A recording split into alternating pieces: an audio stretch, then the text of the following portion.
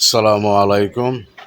বাংলাদেশে যত মুন্সি মৌলবীরা আছেন তাদেরকে আমি উদ্দেশ্য করে বলছি, মুন্সি মৌলবীরা আপনারা রাজনীতি করবেন না।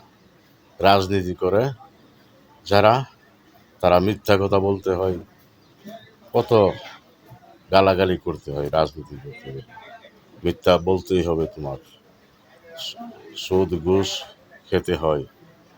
রাজনীতিটা মিথ্যার কারখানা। তোমরা আল্লাহ রাসূলকে ডাকবা, রাসূলকে স্মরণ করবা, 5 ওয়াক্ত নামাজ পড়বা, মক্তব পড়াইবা। এটা তোমাদের কাজ। তোমাদের কিসের রাজনীতি? রাজনীতি তো দরকার নাই রে বাবা। রাজনীতি হলো যারা পলিটিশিয়ানের রাজনীতি। মিথ্যা কথা বলতে হয়, অনেক কিছু করতে হয়। এদের মেজে যাওয়া ঠিক না।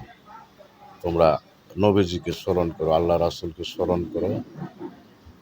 বউ পোলাপান আছে তাদেরকে দেখশন করো, পোলাপানদেরকে ভালো মতো মক্তব পড়াও।